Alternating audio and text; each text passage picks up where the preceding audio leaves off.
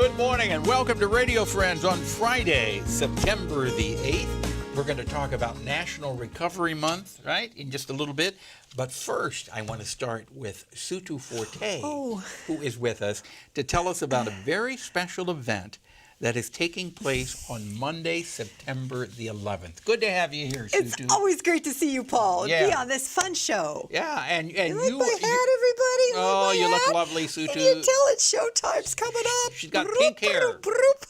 Pink hair, and this only today. This is in honor of Irene Haskins, too, right? Well, yes, it's a two-part show. The first part I've been gifted. To me, it's a privilege to play an old piece of mine that I was able to play with the St. Louis Symphony 43 years ago, the Beethoven Emperor Piano Concerto. And I won't have the St. Louis Symphony with me on Monday, September 11th, but I will have a magnificent pianist who is playing the symphony reduction. His name is Michael Butterworth. Oh, my goodness. And we are rocking on that Emperor Piano Concerto. So Michael Butterworth and Sutu Forte together. Rocking, now, yes, this we is are. the first part of the program, right? Correct. And how long will this run? Well, the beginning of the program is going to start with a solo piece by one of my students. She's 8 years old, named Lillian Finkel. She's brilliant. She's playing Beethoven Pathetique Sonata. The whole first half will be 50 minutes, 5-0. Okay. Then there is intermission with a film of the great Irene Haskins. Yeah. As you have your punch and cookies. Okay. Oh, so it's you can relive warm up. You could relive some of Irene's wonderful moments. And you better believe that you're in that film several times. Well, Irene Mr. she sang on our show so many times. Oh my, it is a treat to watch that. And then the second half of the program. It's a tribute to Irene. Yes, we're going to have the La Musique singers and dancers introducing the show, and you and James being the MC. Of course, we must have Bill Clark up there too, and Hank Waters, and all her old buddies. I'm hoping to get Jim Robertson.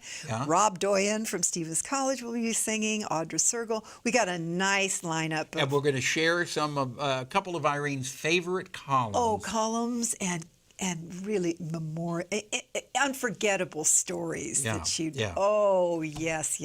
So. And this will all be on Monday evening, September the 11th, at the Boone County Historical Society. That's exactly right. Yes, okay. yes. So starting at 7 o'clock, running until about 9 o'clock, maybe 9 o'clock a couple minutes after. Yeah, it's way hard. past my bedtime. But mine too. but it's a special evening, and it's with Sutu and Michael Butterworth playing together, and a tribute to our wonderful Irene Haskins. We need a pick-me-up these days. And Irene, if she were here, she'd be finding some way to laugh about the situation that the world is in. She'd make us laugh. Yes, she would. She'd be writing her columns about it. That would be. So we want to bring her back. All right. Thank you so much, Paul. Come, everybody. Come to the show. Okay. 7 o'clock, September 11th at Boone County Historical Society.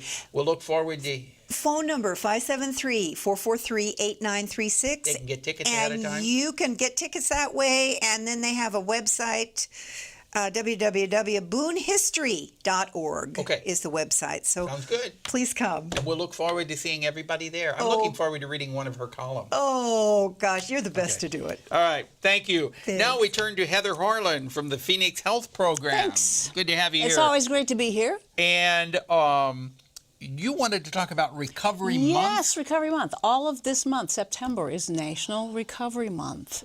And so it's 27 years that we have been celebrating people who recover from substance use disorders, or what we used to call addictions, and mental health issues. So just want a chance to focus on what some of the stuff that we pay attention to that month, and we'd like to encourage your listeners and your viewers as well. But I brought along some visuals this time. One, we wanted folks to know that the theme this year is strengthening families and communities for the whole month. Strengthening families and communities, because we know substance use disorders and mental health affects people. And then there's some points to remember that we want to focus on. One is that behavioral health is essential to overall health. It's Now, difficult. what do you mean by behavioral health? Behavioral health, how we organize our days and go about our tasks, the way our brain moves us through our days, our behavioral health. So anytime we have a chronic health issue like diabetes or hypertension or asthma, we have to change our behavior. It's true with substance use disorders and mental health because those are also chronic issues. So behavioral health is really foundational, essential to our overall health. Secondly, we want people to know prevention works. We know so much about actually preventing substance use disorders and even some mental illnesses. So we want people to be able to be focused in on the fact that prevention works.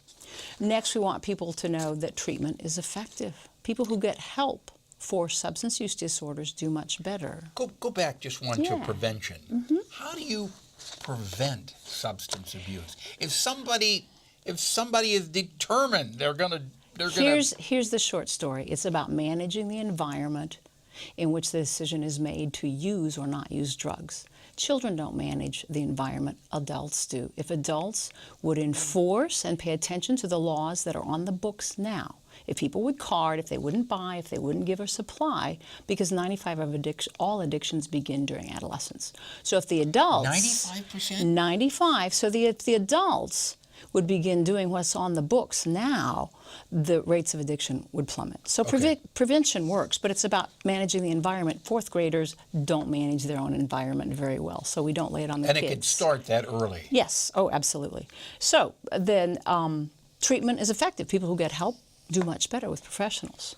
Finally, that we also know that people can and do recover.